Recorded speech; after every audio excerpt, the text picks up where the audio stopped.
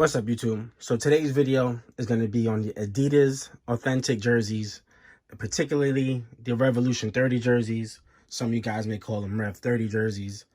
We have two Lebrons, a Melo, a custom LeBron, but it's still authentic, and I'll tell you why. And then we actually have a Mitchell & Ness jersey that replicates that era.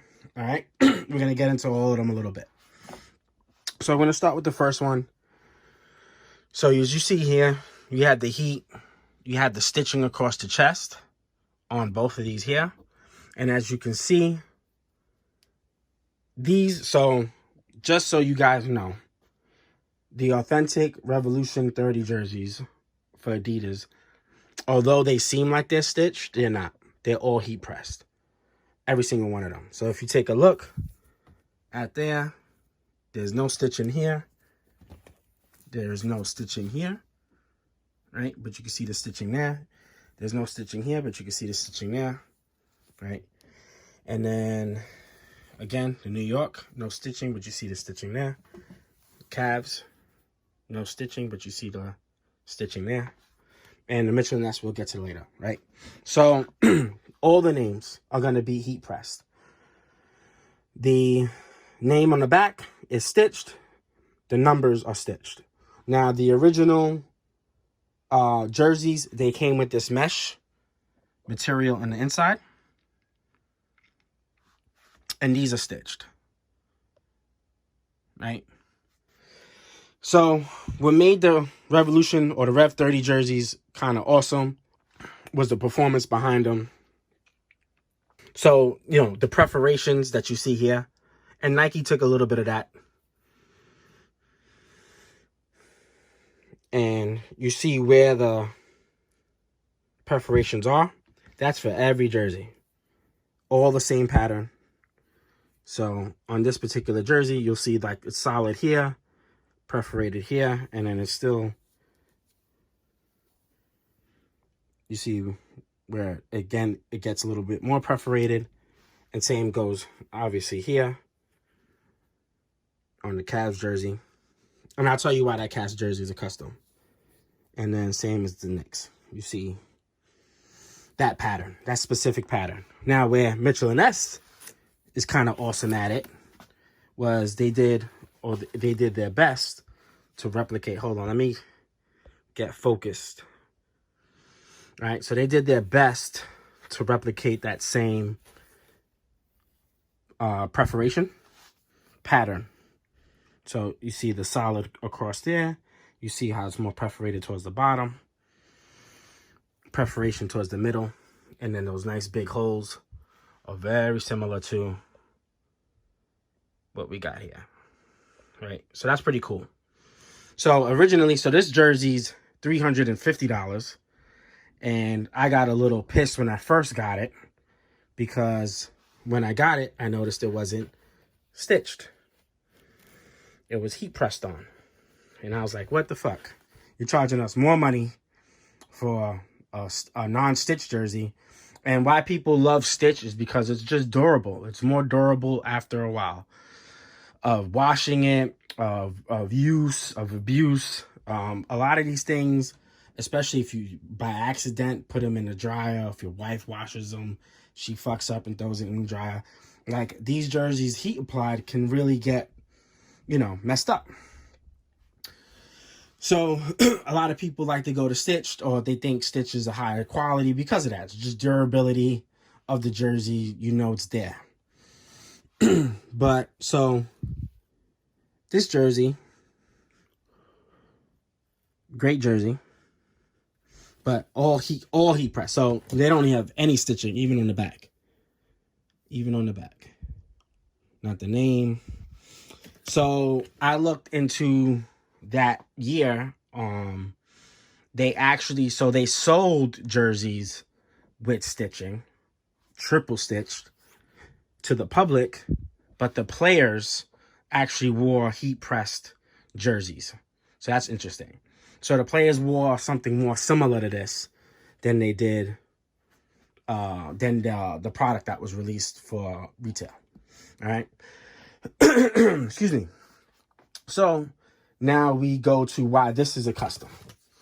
So all the information is always inside of a jersey, right?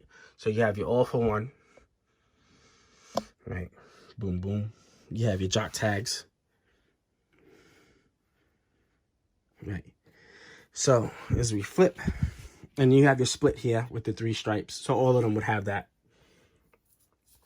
You have your 3 strip, strip, and your strippity strip.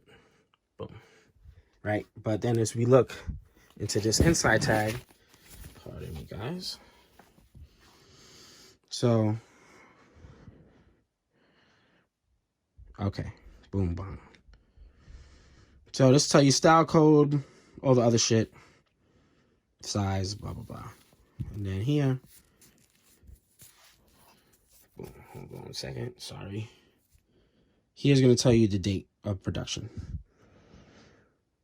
Right. So if you know, obviously you know, or most likely you know, LeBron James joined the Heat during the 2010-2011 season. So this season, he actually wore the same style of jersey when he came back in 2015. And the style of jersey he wore didn't have the NBA sign here. I think they had it in the back. So this would all be plain, right? So this is the year, I think may have been Kyrie's rookie year. I want to say so. Or maybe the year after, I don't know. This is very similar jersey to what Kyrie would wear when he first got onto the Cavs, etc. Because of the NBA symbol would be on the front of the jersey. So when LeBron came, the NBA symbol was on the back of the jersey. So that's a custom. This is why I believe it's a custom. And then we had the stitching is immaculate. So they did a great job it being a custom. But you don't see the mesh numbers. So that was also an indication where you could kind of see the mesh here. Now this is a little bit more interesting because the mesh should be a little bit more like this. So I think this is an actual retail version. This may have been a custom as well. When I look at the date, it says 2010. Carmelo was traded in 2011, right? So Melo was traded 2011 because he took too long of a contract. Instead of being free agents with LeBron and Wade, he signed for an extra year and then forced his way to a trade. So I think what happened is it's probably one of those situations, like it's very similar to maybe my Kawhi Leonard jersey, where they had this jersey. So they for whatever reason, Adidas made tons of blanks for these jerseys.